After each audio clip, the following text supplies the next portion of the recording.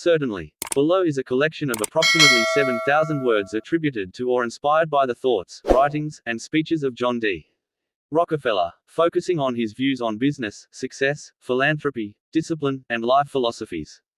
This version is presented in continuous prose, no headings, no numbering, as requested. I believe that every right implies a responsibility, every opportunity, an obligation, every possession, a duty. The secret to success is to do the common things uncommonly well.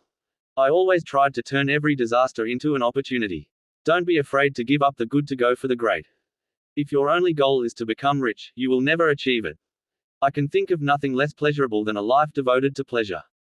A friendship founded on business is better than a business founded on friendship. Good leadership consists of showing average people how to do the work of superior people. I would rather earn 1% off 100 people's efforts than 100% of my own efforts. Charity is injurious unless it helps the recipient to become independent of it.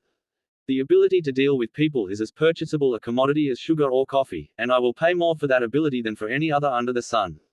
I believe in the dignity of labor, whether with head or hand, that the world owes no man a living but that it owes every man an opportunity to make a living. I believe that thrift is essential to well-ordered living. I believe that truth and justice are fundamental to an enduring social order. I believe in the sacredness of a promise, that a man's word should be as good as his bond, that character, not wealth or power or position, is of supreme worth. Success comes from keeping the ears open and the mouth closed. The most important thing for a young man is to establish a credit, a reputation, character. I always tried to collect information before making a decision. I do not think that there is any other quality so essential to success of any kind as the quality of perseverance. It overcomes almost everything, even nature. I had no ambition to make a fortune. Mere money making has never been my goal. I had an ambition to build. Singleness of purpose is one of the chief essentials for success in life, no matter what may be one's aim. Go as far as you can see. When you get there, you'll be able to see farther. A man has no right to occupy another man's time unnecessarily. The man who starts out simply with the idea of getting rich won't succeed. You must have a larger ambition. I do not think it is possible to overstate the value of early habits of exactness and discipline. The only question with wealth is, what do you do with it?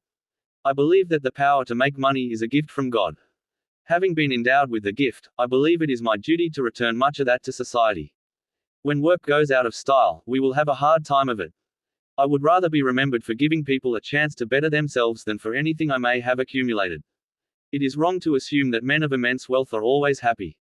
Often they are burdened by responsibilities that press heavily on them and rob them of their peace of mind. There is nothing in this world that can compare with the Christian fellowship, nothing that can satisfy but Christ. I have ways of making money that you know nothing of. Don't blame the marketing department. The buck stops with the chief executive. This is not to say that every business success story is founded in ethics, but the ones that last usually are. There is scarcely anything that drags a person down like debt. You don't need to own a company to be an owner, you can own yourself and your decisions. As your wealth grows, so too should your humility. The poorest man I know is the man who has nothing but money. Control of a large portion of the market brings responsibility as well as opportunity. The man who works for the glory of God seeks to build for eternity. A man's wealth must be judged not by what he has, but by what he gives. I have made many millions, but they have brought me no happiness. Real satisfaction comes from the work itself and the contribution it makes to the world. I early formed a habit of keeping a little book with me in which I noted every dollar received and every dollar paid out. It is the duty of every man to believe something, and to stand by what he believes. We can never learn too much about the principles of true economy and thrift. If I had not been rich, I might have been a very poor man. The man who starts out to carry all before him by bulldozing generally fails. I believe that every man must do his share of work, and do it honestly. It is a mistake to suppose that men succeed through success. They much oftener succeed through failures. I have always felt that it was a man's duty to give back to the community that which he has received from it.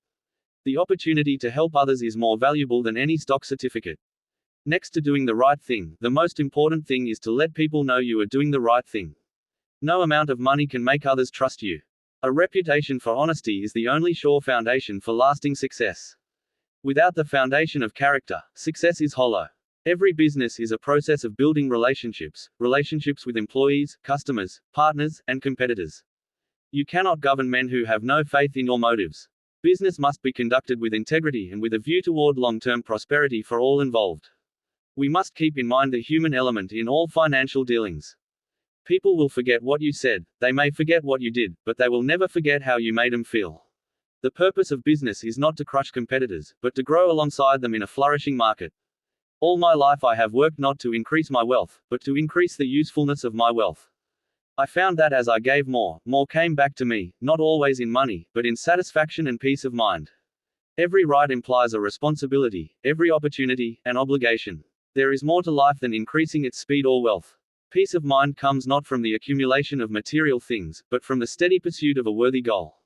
The best philanthropy is not just about giving money, but about solving problems at their roots. True giving begins when one gives beyond duty, when one gives from the heart. I never allowed myself to be discouraged. There were always difficulties, always challenges. But I saw them as tests of character. I would not allow fear to control my actions. Risk must be calculated, not avoided. Caution is important, but paralysis leads to missed opportunity. Industry, thrift, and self-control are the basis of wealth. The road to happiness lies in two simple principles. Find what it is that interests you and that you can do well, and put your whole soul into it.